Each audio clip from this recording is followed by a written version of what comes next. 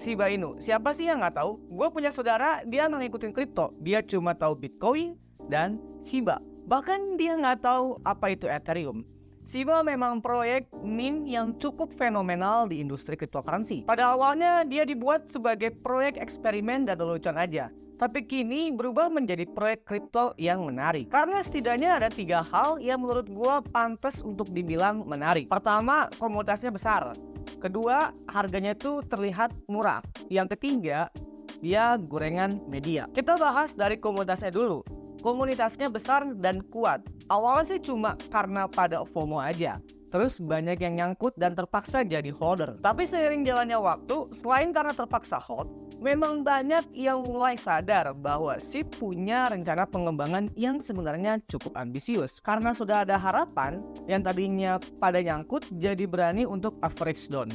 Harga rata-ratanya jadi berkurang. Sekumpulan orang yang memiliki harapan ini terus bersama-sama. Misal ada di dalam grup Telegram, WhatsApp, dan forum lainnya. Mereka tetap bersama-sama. Karena terus bersama-sama berada di wadah yang sama, dengan harapan yang sama pula, maka komunitasnya itu jadi makin besar dan semakin kuat. Yang kedua, harganya terlihat murah.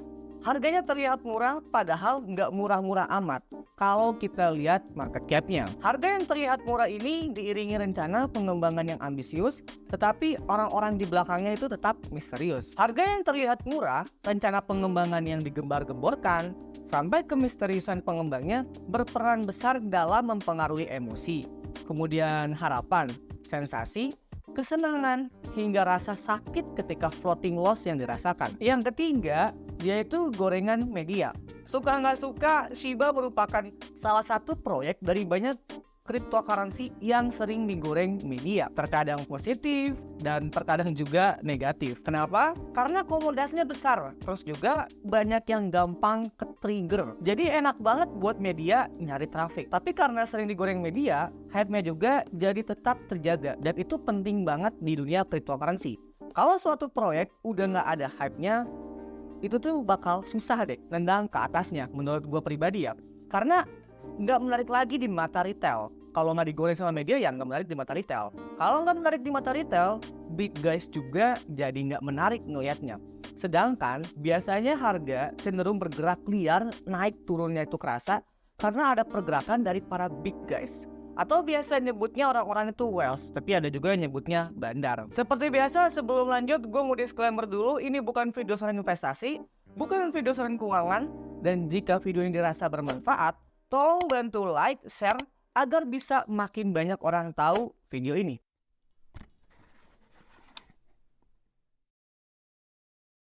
Rilisnya si Basweb dan si Bosi telah sukses membuat harga token SHIB terbang tinggi. Berbeda dengan ketika rilis SHIB Eternity, harganya itu cenderung biasa aja. Lalu bagaimana dengan beberapa update terbaru tahun 2023 ini? Menurut gue pribadi, harganya sekarang ya biasa aja, malah cenderung drop setelah pengumuman Shibarium. Tapi gimana ya kira-kira ke depannya? Oke, kita akan bahas itu sekarang. Di awal tahun 2023, pengembang SHIB diundang untuk berpartisipasi dalam sebuah acara untuk memamerkan dan membuat pengunjung acara tersebut mendapatkan kesempatan melihat Wagmi Temple yang merupakan salah satu dari 11 hub di SHIB Metaverse. Selain itu, masih di Januari juga, tim pengembang mempublikasikan mengenai pengenalan Shibarium. Ada satu kalimat yang gue suka di situ. Bunyi kalimatnya, beberapa orang melihat Shibarium sebagai alat pemompa harga. Tetapi itu bukan fokus proyek dan tidak akan pernah menjadi fokusnya. Kenapa gue suka kalimat itu? Karena gue secara tidak langsung setuju bahwa proyek yang bagus itu tidak dibangun berdasarkan hype. Sebelumnya udah gue jelasin, hype itu penting banget di dunia kripto saat ini. Tapi menurut gue, fungsi hype lebih ke menjaga supaya orang tetap ngeh aja bahwa proyek kripto tersebut pasti jalan loh, pasti ada. Bukan sebagai pondasinya. Pondasinya menurut gue pribadi ya visi proyek itu sendiri. Itu masih nyambung ke alasan kenapa gue suka banget Cardano, Polygon, Ethereum.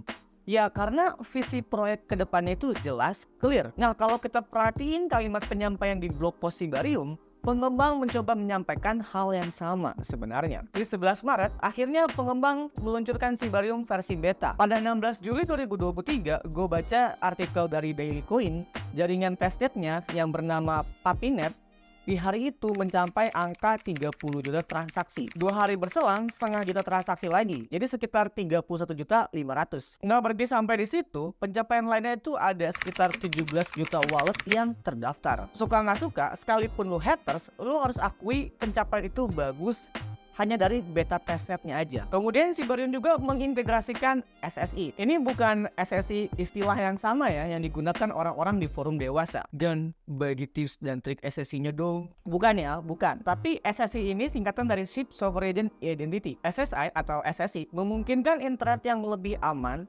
pribadi, dan berpusat pada pengguna. Seorang senior solution di BNB Chain, Arno, mengatakan kepada Cointelegraph bahwa mengintegrasikan SSI menawarkan banyak manfaat potensial untuk proyek Web3. Hal ini mencakup kepatuhan terhadap peraturan tertentu tanpa mengungkapkan informasi sensitif seperti KYC dan pengendalian resiko lainnya. Selain itu, dengan meningkatkan verifikasi identitas, SSI membantu menghindari penipuan dan mengurangi resiko seperti serangan Distributed Denial of Service atau kita kenal sebagai DDoS, sehingga meningkatkan keamanan platform secara keseluruhan. Selain itu, SSI dapat memberikan perlindungan privasi dan komersialisasi data, karena pengguna dapat memiliki kendali atas siapa yang memiliki akses datanya. Dan mereka juga dapat melindungi privasi dan menghindari penyalahgunaan datanya. Selain itu, yang tidak kalah penting, pengguna juga dapat berpotensi memonetisasi data mereka sendiri, mengubahnya menjadi aset, bukan lagi sebagai liabilitas. Itu kata Arno, seorang senior di BNB Chain. Tapi pertanyaannya, kenapa ada beberapa orang menganggap data pribadi itu adalah sebagai liabilitas? Menurut gue, ada sebagian orang yang merasa data pribadi adalah hal yang wajib dilindungi, sehingga membuatnya harus mengeluarkan biaya seperti untuk membayar aplikasi password manager dan beberapa aplikasi lainnya. Sehingga dari situ barulah dianggap data pribadi sebagai liabilitas, karena ada yang harus dikeluarkan. Setelah serangkaian spoiler di blog post maupun di sosial media lainnya, akhirnya pada tanggal 16 Agustus 2023, Sibarium resmi merilis mainnetnya yang menerapkan konsensus proof of participation. Sayangnya peluncuran ini tidak mulus. Ada hambatan teknis sampai ada FAT yang tersebar di mana-mana. Hambatan yang terjadi ketika peluncuran itu lebih dikarenakan gilanya antusiasme komunitas yang ingin mencoba. Akibatnya traffic melebihi kapasitas yang mampu mereka tangani, sehingga terjadi hambatan di jaringannya. Ketika hal itu terjadi, ada sekitar 160 juta unit komputasi hanya dalam waktu 30 menit aja. Sedangkan Sibarium secara keseluruhan hanya memiliki jatah 400 juta unit komputasi per bulan. Jadi jika tidak dihentikan, pengembang Sibarium percaya akan ada miliaran unit komputasi pada hari itu. Setidaknya itu yang disampaikan oleh pengembang di blog postnya. Jadi ini bukan masalah pada bridge seperti FAT yang tersebar di mana-mana. Data lainnya ada sekitar 1000 ETH dan 600.000 bond disetorkan ke Sibarium dalam waktu kurang lebih dari 15 menit. Oh iya, semua data yang ditampilkan berkat jalinan kerjasama antara Sibarium dengan Alchemy. Buat yang penasaran apa itu Alchemy, gue udah bahas di sini.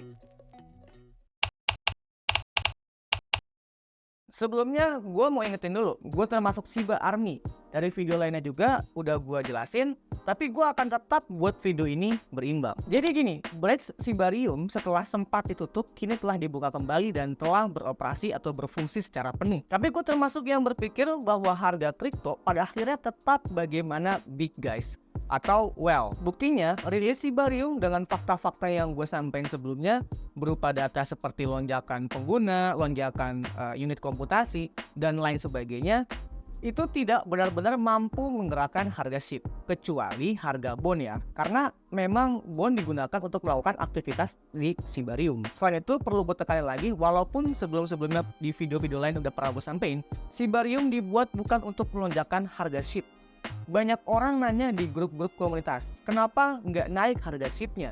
Ya karena emang bukan itu tujuannya. Pengembang membuat Sibarium untuk memperkaya ekosistem SHIB, terutama untuk dasar SHIB Metaverse yang rencananya akan dibangun di atas Sibarium. Selain itu, pengembang juga sudah menekankan di blog postnya pada tanggal 15 Januari 2023 bahwa Sibarium tidak dibuat dengan tujuan sebagai alat pemompa harga SHIB. Di video-video gua sebelumnya yang bahas SHIB dan Sibarium, juga udah sering gue bilang kalau harga SHIB nggak akan begitu kelihatan nendang ke atasnya untuk jangka pendek.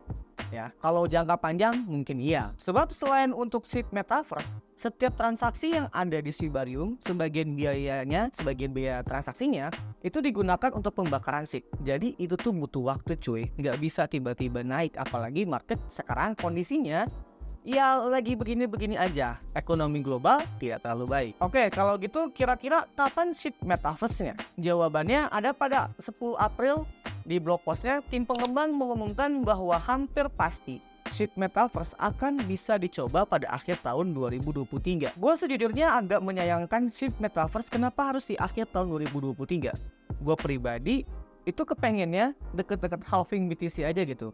Mau sebelum atau sesudah, atau saat itu juga, saat halving juga nggak ada masalah. Tapi mungkin SHIB Metaverse yang diluncurkan akhir tahun 2023 cuma kayak beta testnetnya aja.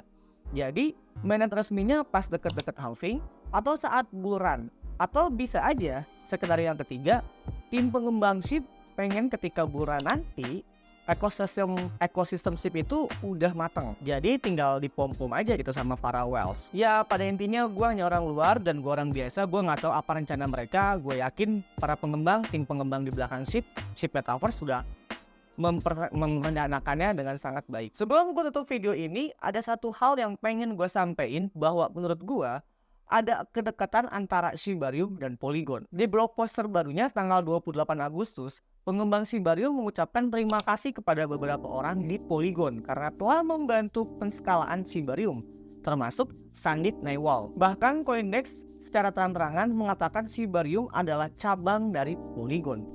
Artinya, ia menggunakan kode yang dimodifikasi untuk menjalankan Polygon. Tapi jangan salah paham, itu semua tidak berarti apa-apa. Bukan berarti ini menjamin Shibarium akan setara atau ada kerjasama pengembangan dengan Polygon. Tetapi yang ingin saya coba sampaikan, dukungan untuk Shibarium sebenarnya bukan hanya dari holdernya aja, tetapi juga dari komunitas kripto secara lebih luas lagi. Termasuk dari beberapa orang dari tim Polygon yang sebenarnya bisa dikatakan kompetitornya juga. Itu aja video kali ini, tolong bantu like, share, dan subscribe jika dirasa bermanfaat. Thanks for watching.